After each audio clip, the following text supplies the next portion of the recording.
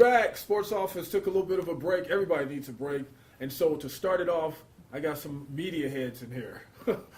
Bob Brown. That's ESPN, what you call us, media heads? Yeah, ESPN This Radio. doesn't look team. like a sports office to me, man. What are you doing? Man, you're Media moving head. up. I haven't worked in an office like this. Hey, Jeff Grammer from the Journal. Like, okay, guys, this is a free-for-all when you guys are here because you guys are covering the same stuff I'm covering. So I want to throw it out there and let's just get it going. Lobo football. I was just saying, I think two of the most impressive games that Bob Davie has had were these last two, in that UNLV, not a very good team, I know that, but you blow a lead and still find a way to come back when you have every other reason to say, look, we did it again. We just blew a lead, every reason to fold up. I thought that was an impressive win at UNLV. And then obviously what they did with Boise State this past weekend, quite impressive. Oh, man. Defense lacked, but I mean, look, that was a great game. It was an entertaining game. They put up points. They showed promise. They showed an identity, especially in that first half. So I think two of the most impressive games Bob Davie's had are these last two. Wow, I would have to agree with you, but when I'm thinking about that game, the last one, I'm thinking about what everybody's talking about, the 4th and 2. Opinions. I looked at it. I saw the replays, and now we find out that the replay booth had the exact same shots that we got to see on TV. So they didn't have anything different. I didn't see anything in there where you overrule what was the call down on the field. That's what I have a down. problem with. I mean, so that's what I saw, that there wasn't enough. I mean, to try and dissect it frame by frame and blow it up like Bob Davie and the coaches over UNM did. And I've looked at it frame by frame here. You know, I don't know how you overturn that. And I think we've gotten a little far down the road with this whole replay thing. It was set up originally to be, hey, when there's a major error that's made on the field, we got replay, let's correct it and get it right. Now it seems like, you know, we're just dissecting it to the frame here, and then some guy up in the booth wants to say, well, I got the technology and I'm up here, so I could see there's a possibility. Yeah, let me change the call. Yeah. And that's where I'm at too. Is I don't know that I don't have a very strong opinion that the call was necessarily wrong. We've talked about that. You think it was wrong. You blew it up. You do think that I think it was the elbow. Yeah, I think his elbow. I think the Boise State's player elbow was the one that you saw down because he had on the arm pad. Okay. And so that's what I saw on the video. Well, this is what I'm talking about. See, we're looking at the video, and everybody's seeing it just a tad different. Yeah. Yet the guy on the field saw the first down. They moved the chains. Let's go. Here, it's Even a the game. first, Now it even stops. the chain gang was moving. Right. They were there. They were standing there looking. They were right there. Saw where he fell, and these guys were like first down. And then, you know, we're gonna have replay. It's not gonna really slow the game down any. But on Saturday in the Boise game, there were 5 replays that they went back and looked at. Right. Controversial calls, if you will. It took 14 minutes for those 5 reviews to be taken care of. And like you brought out earlier, it's not the way it was set up for it. Right, Yeah. right, and there's a reason that the referees come onto the field afterwards, and sometimes they say the play stands, sometimes they say there was conclusive evidence or there wasn't. Mm-hmm. There's a reason they say all that. The main thing on replay is you better be 100% sure that the original call was the wrong call to overturn it. So if it goes one way on the field, I saw nothing on Saturday night that should have overturned it. I don't know what the right call necessarily was, but in that case, you stick with what it was on the field, what it was called, and that was a first down. It's also fair to point out, though, that to say one play changed that whole game, I know it changed momentum. I know it had a huge impact, but they also gave up 60 points in that game. They also were behind at that point. We don't know that they would have gone on to score. So there's still a lot of other factors in that. So to say that changed the game, I don't know. It cost them a lot, but I don't know if it cost them the game. I'm with you. It's a talking point. It's something to talk about. But I'm one of these. I don't get into criticizing the officials and this call could have gone that way and they screwed us on this play and all of that, because to me you get sidetracked into that sort of thing, and you could probably be critical of the officials in any given game and try to make an excuse. And Bob Davie didn't make an excuse. He needed to address the issue. He did that with the media. I mean, I think he was upset because of the response from the he's obviously upset, and he's hearing it from all his friends and coaches around the country who see this and go, what were they thinking? What is going on with you guys in the Mountain West? How could they possibly do that? But I want to change a little bit, Van, to the season in general here. Right. Do you think, one, Bob Davie's second-guessing not having Lamar Jordan be the starting quarterback 6 weeks ago? You know, okay, I don't know if he's second-guessing that. Maybe. But the other thing I want to say is this option. Because I have said that if you're going to make the transition from the option to more spreading it out and throwing it around, why not do that now? Bite the bullet, just go ahead and do it, because you see what defenses are in college football. They're giving up a ton of points. So if you're going to make the change and be this spread it out a little bit more and throw it around a little bit more and be competitive doing it, now is the time, because basically defenses aren't able to stop that. So you would have, I think, just as good a chance working on the passing game if Lamar Jordan's going to be this guy and doing that and being competitive and maybe winning 3 or 4 games as you would running the option and not being able to stop anybody and winning 3 or 4 games. Well, if you're going to make that transition from the option to spreading it out. And I know it's about getting quality athletes in here, but how do you get that stud wide receiver or that big-time quarterback when your wide receiver, your big stud wide receiver, is out there blocking every play and not catching passes? I don't think they're going to make. Remember, he said, "This is who we are." The option. That's what I'm saying. Yeah, I don't think they're going to make any kind of instrumental change. I think what they'll do is like how Air Force does it. Just keep running the option. And you think that's what this program needs? Is that what's going to make the program be viable down the road, exciting for the fans? Athletes are going to want to come and play here because you're looking at a quarterback that's going to come here and he's going to get receivers and stuff like that. Yeah, he's going to get quarterback's going to come here and he's going to run the football and he's going, well, I got control of doing all this and I'm going to take a pounding. Yeah, well, I mean, so you're looking at.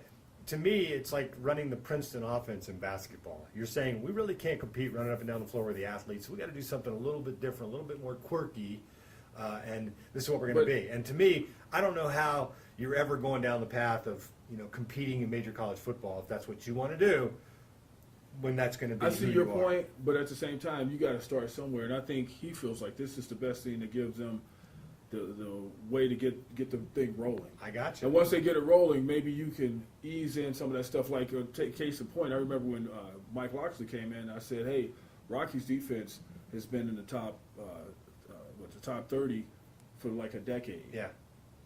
No matter whether they were 10th in the nation or whatever, they've been in the top 30 for a decade. Are you going to keep some of that? Because Troy Redford, who was the defensive coordinator, I thought he was going to probably stay. So are you going to keep that or are you going to scrap it? He said, we're changing everything. And so sometimes I think you just need to go with what works until you get your legs, so to speak. It's just like you learning how to walk. You got to crawl. But that goes back to my point. If you're gonna try to get to where you want to go, and that is getting away from the option more and passing a little bit more. Now would be a good time to do it because defenses aren't being able to stop these offenses. So what are you waiting on? I know what you're saying, but if they ease it in, I think it's better if they ease it in. Because then you give yourself room to keep people's spirit. Because there's a lot of moving parts, confidence and all that stuff. So you got to keep the guys. You got to keep the guys believing in themselves too. You don't want to change something so bad that they can't. Let me ask this, and I'm not necessarily taking a stand one way or the other, but sticking with the offense as long as he did the way he did, how much of that has to do more with being loyal to a guy like Cole Gauchi, who has been everything they've asked him to be? Yeah. And he is a great running quarterback. He's a great player, a great leader. Yeah. And they stuck with an offense that didn't throw the ball much because they thought Cole was still going to be around, not get hurt. And frankly, Cole isn't a very good Division I passer. He just isn't. Mm-hmm. We all know that at this point.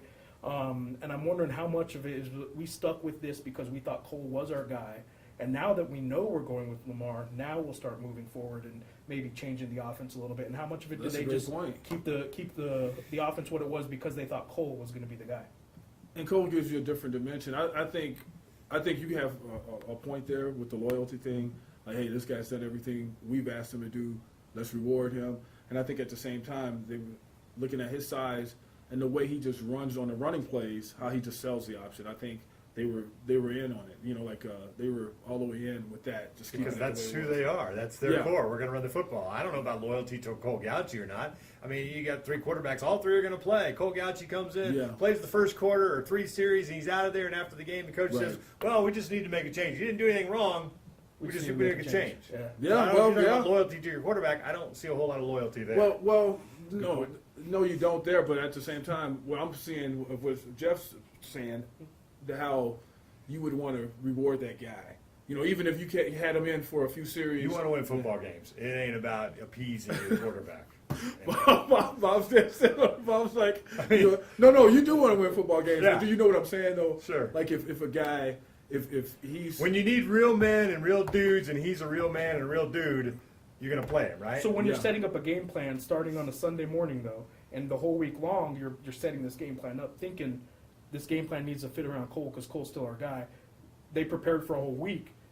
multiple times thinking Cole was going to be the quarterback. So I don't think they put in the wrinkles that they will now put in, knowing Lamar from the start is going to be their guy. Yeah, because and you that, saw might, more passing, that might be a mistake. a lot more passing. I think that could very well be a mistake. Maybe they should have made a change earlier. And when you have that game plan all week for Cole Gauchi, and then you pull him out after the third drive, what was it, 2 or 3 games in a row, where you had something along those lines, then I think you start putting those wrinkles in a little bit sooner in the game. But remember this, Lamar Jordan wasn't recruited nationally as a quarterback. He was recruited as an athlete. So did you and him want to go, hey, you know what, he's going to be our guy for the next 3 years or whatever it is because, well, he's developed into a pretty decent quarterback? Or do they want to go out and look, because Bob Davey said, we want to recruit quarterbacks, running backs, that's kind of what we're looking at. They need to recruit some stud on defense, and I'll get into that in a second. But you know, you take this guy and you're going to develop into a quarterback, or do you want to go find a big-time high school or junior college quarterback who comes in here, who everybody knows is a quarterback, not a recruited athlete that you kind of jive into a quarterback? Yeah. Here's what you do. You go out and you recruit these kids, and you say, hey, you're going to play quarterback, you're going to play running back, you're going to play quarterback, you're going to play running back, and then you get them in here, and there's like 15 guys at the quarterback position, and they're the athletes, and then you say, you're going to be playing corner and you're playing safety. You see what I'm doing? You get them in there and you say, you can't play quarterback, but you're such a great athlete. Now we need athletes on the defensive side. That's Coach Bob with his coaching hat going. Let me shift gears here because I know, as far as limited time, let's talk a little about Lobo basketball now, because I see a team that's I want to see. I know Coach said he hadn't put in a lot of his offensive plays during these exhibition games. Vanilla. I want to see, he said they've been pretty basic, vanilla. I want to see what happens when he does put them in, because you can see that this team is really athletic. It's like everybody can just jump where they are and just touch the rafters. So, like this is a very athletic team, but they're missing 40 points, close to 50 points from last year with Kendall, Alex, and Cameron being gone. So how do you when was the last time, Van, that the Lobo basketball team wasn't athletic? And didn't have athletes. No, I know that. And jump out of the gym. Right, but all these schools are athletic. No, but these guys, this team looks like I'm talking about from top to bottom. They haven't had like a full roster of guys who just like they could just go and jam on everybody, and like their guards are bigger, stuff like that. Like you take a guy like Xavier Adams. I mean, it's just a different look, but they don't have like the lumbering big guys in the middle like you. Obach is thin and JJ is thin. Yeah, I think 3 guys in particular kind of give that athletic tag to this team. Deshaun, who was here last year, high flyer, and when he's healthy, when he's right, he can jump out of the gym. And then you got Sam Logwood and Xavier Adams. Those 2 guys come in and they can jump out of the gym, and they kind of get this tag of this team is athletic. So what is that going to mean? I think Craig Neal said it himself early October, I think is when it was. What does athletic mean? To him, it means something different. I mean, these guys can obviously run and jump. Obviously, in that regard, they're athletic. Yeah. But to him, athletic is, can you do your role? Can you play basketball? Yeah, can that's you what I make was a going jump? to say. And so there's been some athletes, but these guys, in terms of running and jumping, these guys actually probably are. If that's your definition of athletic, that is exactly if that's the definition, well, then this team because is he addressed that. I'm good with that, but look, Division I basketball players, they're all pretty athletic. Yeah, there's a lot of guys. You're not going to be Division I basketball players, But they need that. They're going to need to have some of those guys for the wars that they're going to go up against. I'll tell you what they're going to need, need, and this is the big issue going into this season right now. By December 31st, that's when conference play starts against Fresno State. By then, they need Jordan Goodman on the court. If they don't have Jordan Goodman on the court, this team is a very different team. This team doesn't have that just natural mismatch on the court. Yeah. Jordan Goodman is a 6'10" guard, in my opinion. Yeah, no, he's going to be playing the floor. I will agree with you on most of that. Okay. Because what Coach Neal said, probably December before Jordan Goodman is good to go. Which December 3rd is the New Mexico State game. Yep. That's convenient. But and I'm just having fun with you on this, Geoff, because I like you. And that is, the NCAA tournament, that's what matters. That's what we all remember. Absolutely. So for December 31st or January 31st or whatever it is, it's those last month of the season, whatever it is, when he's healthy and these guys all come together and they got that run going. That's what we all remember. So again, I'm just having fun. I'm giving him the month of December. I'm saying they do need him by conference, but you're right. Well, that's what he said. Yeah, ultimately for this team, nobody cares what happens anymore in conference play. Know. Nobody cares anymore. They want to see what happens in March. Now, there's still 15,000 fans that come to 15 games during the season, so obviously there's still something that people are coming to watch. So they want to see it. They want to see a blowout. That's what they want to see. You know, and I wouldn't be surprised if they had some success, because remember when Neil and Alfred first got here, everybody was thinking, oh yeah, they probably win 15 games, and they had that crazy 30-win season. Yep. You know, so I mean, I don't think. I think these guys really know what they're doing with basketball. I think Neil knows how to develop players, because you take somebody like a Daniel Ferris, even Cam Bairstow. You know, Cam comes back from his junior season, and his senior year is ridiculous, like a total 360. Yeah. No one person can do that unless they got developed. You know, there's something in terms of development, there's a reason the Lobos right now have 5 players in the NBA. 4 of them played for the Alfred Neal era. Yeah. Exactly. Nobody else in the Mountain West has. UNLV has 4 players. One of those was Sean Marion, who actually left UNLV before the Mountain West even existed. Yeah. His last season at UNLV was 1999. Yeah. So that's how old he is now. So in terms of actual Mountain West players, right, even including BYU and Utah, UNM has 5 of them right now that have played in the Mountain West. No other team has more than 3. Again, UNLV actually has 4, but he didn't play in the Mountain West. You can't say that they're not developing players, because none of those guys were the recruits that UNLV and San Diego State get, and BYU even gets good recruits sometimes, and Utah was getting good recruits. So obviously there's player development going on, and you got to give them credit for that. Yeah. Let me ask you this, because you go to the practices. I mean, you're a beat writer for the Journal. You cover Lobos much closer than Van or I do. One of the storylines I look at this year compared to, say, last year is the inside game last year compared to what they have this year. I mean, you're talking about like a night and day type thing where it's guard oriented, need to make a lot of shots. Last year, you could pound it inside a little bit to Cameron Bairstow. Alex could get down there and do some things. The passing those guys had amongst themselves. Yeah. I mean, it was incredible. All of a sudden, that's gone. And you look at this. You look at the inside game on this team, and you're thinking, how many points together can Ngange and Obach combine on any given night? Points and rebounds. And so you're asking a lot of guys to make some shots. I mean, they're going to have to shoot.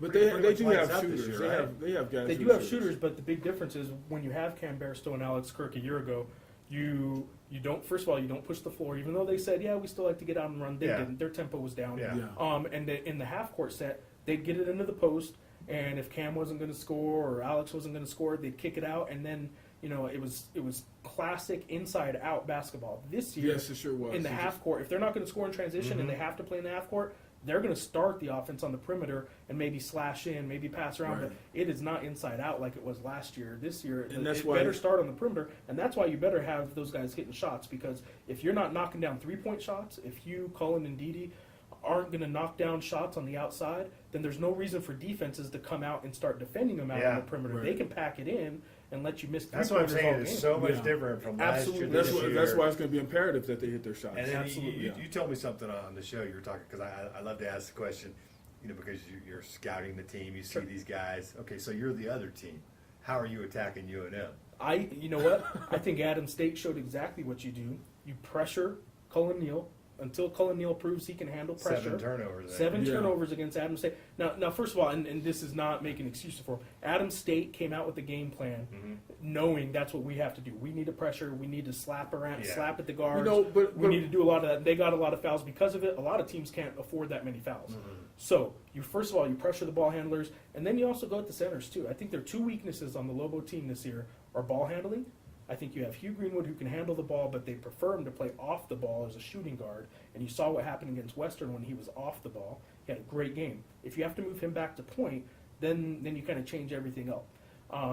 So first of all, you pressure the ball handlers. I don't know who the third ball handler on the team is unless they start playing Tim Jacobs, the walk-on more. And then the other issue is I don't know who the center is.